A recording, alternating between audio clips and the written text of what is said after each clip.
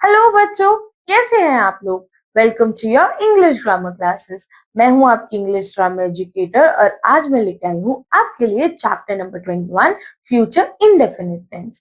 इस चैप्टर में हम लोग क्या पढ़ने वाले हैं? हम लोग ऐसे वाक्यों के बारे में पढ़ने वाले हैं जिन्हें पढ़ के हमें बोध हो भविष्य का, कि ये काम आने वाले भविष्य में यानी आने वाले समय में होने वाला है। तो चलिए इनके बारे में और जानकारी लेते हैं।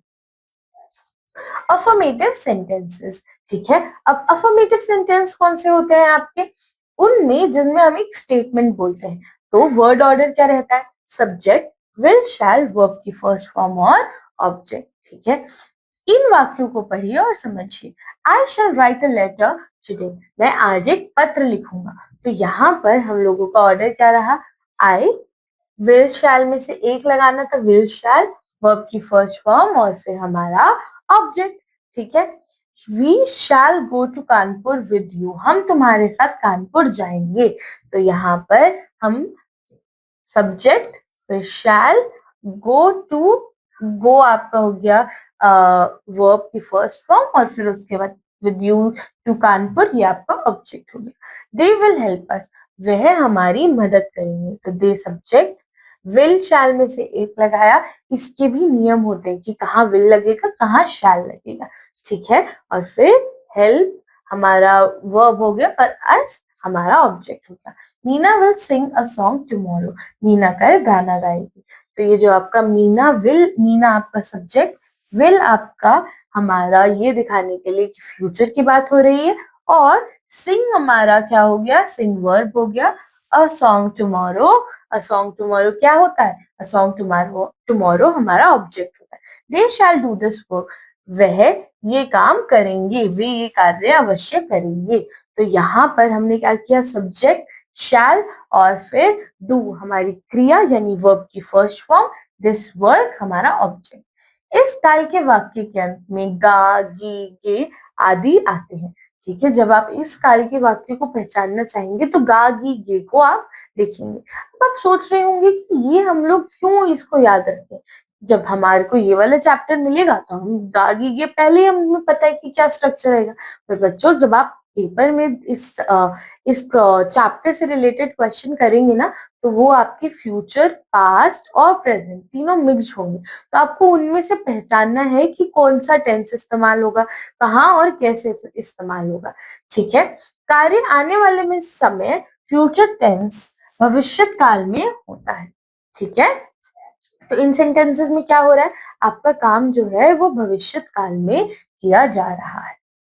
इस काल के वाक्य में आई, वी के साथ शैल तथा अन्य सभी सब्जेक्ट के साथ विल का प्रयोग करते हैं। जो मैंने आपको बोला था ना, नियम रहते हैं। तो आई और वी के साथ हम लोग शैल इस्तेमाल करते हैं, बाकी कोई भी सब्जेक्ट होगा उसके साथ विल का प्रयोग होगा, ठीक है। वर्ब की फर्स्ट फॉर्म का प्रयोग करते हैं हम लोग, ठीक है। वर्ब की फर्स्ट फॉर्म ही रहेगी। यदि वाक्य में इच्छा, विश्वास, संकल्प, आदेश आदि का भाव आए तो आई, वी के साथ विल और अन्य सब्जेक्ट के साथ शैल का प्रयोग करते हैं। तो अगर आपने कहीं इच्छा, विश्वास, आदेश या ऐसा कोई भाव जताया तो आपको क्या करना है? आपका उल्टा करना है। आई, वी के साथ विल आएगा और बाकी सभी के साथ शैल आएगा, ठीक है। ये थे आपके एफर्मेटिव सेंटेंसेस। तो चलिए अब हम क्या पढ़ेंगे? आप पहले एक्सरसाइज करेंगे और हम पढ़ेंगे नेगेटिव सेंटेंसेस। नेगेटिव सेंटेंसेस में क्या रहता है? सब्जेक्ट, विल, शैल और नेगेटिव सेंटेंस है तो बस यहाँ पे एक नॉट ऐड हो जाता है, फिर वर्ब की फर्स्ट फॉर्म और object. I shall not be present in the office, मैं कार्यालय में उपस्थित नहीं होऊंगा। ये हमने क्या करा? आई के साथ शैल आता है, ये हमें पता था, ठीक है। और मैं कल उपस्थित नहीं होऊंगा, नेगेटिव सेंटेंस है तो नॉट लगाया, वर्ब की फर्स्ट फॉर्म और फिर ऑब्जेक्ट, ठीक है। We shall not read the novel, हम, और फिर हमारा शैल फ्यूचर दिखाने के लिए नॉट, क्योंकि नेगेटिव सेंटेंस है, नहीं की बात हो रही है। रीड द नॉवेल, रीड हमारा वर्ब हो गया और नॉवेल हमारा ऑब्जेक्ट हो गया।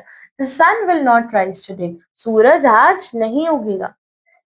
द सन हमारा क्या हो गया? हो गया ये हमारा सब्जेक्ट, फिर विल फ्यूचर और नॉट नेगेटिव, राइज आपका क्रिया और टुडे आपका ऑब्जेक्ट। आज सूर्य नहीं निकलेगा, ठीक है। They will not catch the fish, वो मछली नहीं पकड़ेंगी। तो यहाँ पे हमारा वही सेम स्ट्रक्चर है ना। We will never swim in the river, हम नदी में नहीं तैरेंगे। इन सारे वाक्यों से हमें फ्यूचर का पता चल रहा है, ठीक है।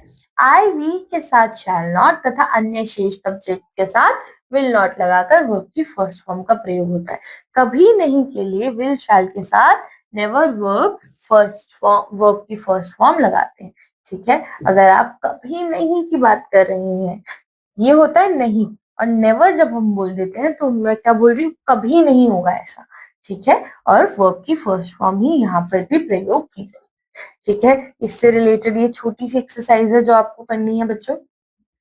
और अब हम देख लेते हैं सी, इंटैरोगेटिव सेंटेंसेस। हमारे जो इंटैरोगेटिव सेंटेंसेस हैं उनके बारे में अब हम समझ लेते हैं। वर्ड ऑर्डर क्या रहता है, विल, शैल, ठीक है, सब्जेक्ट, वर्ब की फर्स्ट फॉर्म और ऑब्जेक्ट, फिर लास्ट में क्वेश्चन मार्क, ठीक है। और अगर आपको इंटैरोगेटिव वर्ड होगा तो वो सबसे पहले आएगा, क्योंकि कहाँ कब जैसे वर्ड्स होते हैं ना, तो उनको हम लोग सबसे पहले ट्रांसलेट करके सबसे आगे लिख देते हैं। इन वाक्यों को पढ़िए और समझिए। विल मोहन कम हियर, क्या मोहन यहाँ आएगा? तो हमने क्या करा, विल शैल में से एक लगाया, है ना, और हमने मोहन शैल, क्योंकि विल जो है हमारा, हमने क्या पढ़ा था, कोई और अन्य सब्जेक्ट होगा आई और वी के साथ के अलावा तो विल लगेगा, है ना। फिर सब्जेक्ट, वर्ब की फर्स्ट फॉर्म और हमारी वर्ब आ गई, ठीक है। विल यू हेल्प अस, क्या तुम हमारी मदद करोगी? Where shall we find him, हम उन्हें कहाँ ढूंढेंगे? तो यहाँ पे जो कहाँ था उसको सबसे पहले ट्रांसलेट कीजिए और सबसे आगे लिख दीजिए, ठीक है। Who will work in his house, उसके घर में कौन काम करेगा? ऐसे ही हम कौन को सबसे पहले ट्रांसलेट कर लेंगे। Why shall I not laugh, मैं क्यों ना हंसूं?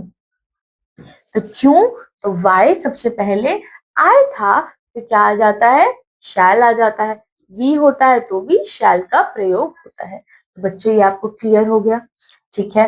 अब इसके रूल्स क्या है, वाक्य के आरंभ में क्या होने पर विल शैल का प्रयोग आरंभ में करते हैं, ठीक है। क्या होगा, तो विल शैल के पहले आप इसका प्रयोग तो विल शैल का प्रयोग पहले होगा। वाक्य के मध्य में प्रश्न सूचक कब, क्यों, क्या, कहाँ आदि होने पर सबसे पहले इन शब्दों को अंग्रेजी में लिखिए, जैसे मैंने अभी आपको बताया। फिर सब्जेक्ट के अनुसार विल शैल का प्रयोग कीजिए और शेष भाग अंग्रेजी में लिख दीजिए। प्रश्नवाचक वाक्य में नहीं होने पर सब्जेक्ट और वर्ब की फर्स्ट फॉर्म के साथ मध्य में नॉट लगा दीजिए। सब्जेक्ट और वर्ब के बीच में आप नॉट लगा देंगे, जैसे यहाँ पे फिफ्थ में है ना, कि यहाँ पर हमने क्या करा, नॉट का प्रयोग कर लिया सब्जेक्ट और वर्ब के बीच में। वाक्यों के अंत में इंटरोगेशन मार्क लगाते हैं। अब क्वेश्चन वाला सेंटेंस है तो हमें हमेशा पता है कि क्वेश्चन मार्क लगेगा ही लगेगा। आप क्या करेंगे, अब आप ये एक्सरसाइज, छोटी सी एक्सरसाइज है, इसको सॉल्व करेंगे। और मैं बच्चों आपसे मिलूंगी कब, अब मैं आपसे मिलूंगी एक नेक्स्ट चैप्टर में एक नई वीडियो के साथ।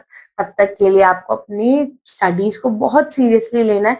टेंसेस के टॉपिक को बिल्कुल क्लियर रखना है, क्योंकि आप टेंसेस अगर साथ साथ नहीं पढ़ेंगे तो कंफ्यूजन बढ़ती जाएगी और फिर होगी दिक्कत। तो उस दिक्कत को अवॉइड करने के लिए आप क्या करेंगे, पढ़ाई करेंगे, ठीक है। थैंक यू बच्चों।